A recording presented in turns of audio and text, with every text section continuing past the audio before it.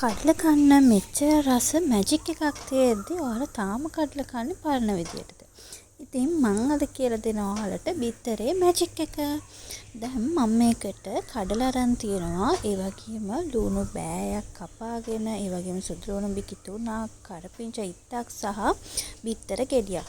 ඉතින් මේ ටික තමයි අද මම මේ කඩල තෙම්පරාදුවට යොදාගන්නේ.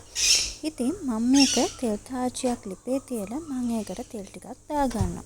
තෙල් දාගෙන උතුරගෙන එද්දී මම ඒකට සුදු ලුණුයි කරපිංචායි දානවා. සුදු ලුණු හොඳට බැදෙන්න ඕනේ රන්වන් පාට වෙනකම්. ඉතින් දැන් ඔයාලට පේනවනේ මේක හොඳටම බැදීගෙන තමයි එන්නේ. ඉතින් මේ ටික හොඳට රන්වන් පාට වෙනකම් බැදෙන්න ඕනේ. දැන් රන්වන් පාට නිකම් බැදුනට පස්සේ මම මේකට ලුණු ටිකත් එකතු කරගෙන ලුණු ටික තැම්බෙනකම් චුට්ටක් තෙලෙහි නිකම් බැද ගන්නවා. ඊට පස්සේ මම මේකට බිත්තරයක් එකතු කරනවා. මේක තමයි අපේ පුංචි මැජික් එක. ඉතින් බිත්තරයක් එකතු කරලා ඔයාලට වැදගත් ටිප් එකක් කියන්නම්. බිත්තරේ තෙත ගතිය නැති වෙන්න කලින් තමයි අපි කඩල ටික එකතු කරන්න ඕනේ. ඉතින් එකතු කරලා හොඳින් කලවම් කරගන්න ඕනේ. ඔයාලට මේ වෙලාව පොඩක් සැරට අවශ්‍ය නම් ඔයාලා මේ වෙලාවේ පුළුවන් කැරි මිරිස් ටිකකුත් දාගන්න.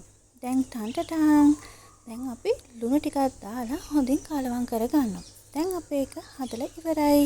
දැන් ඔයාලට රස බලන්න පුළුවන්. මේ රෙසිපි එක හොඳයි නම් මාව subscribe කරන්න, like එකක් දාන්න අමතක කරන්න එපා.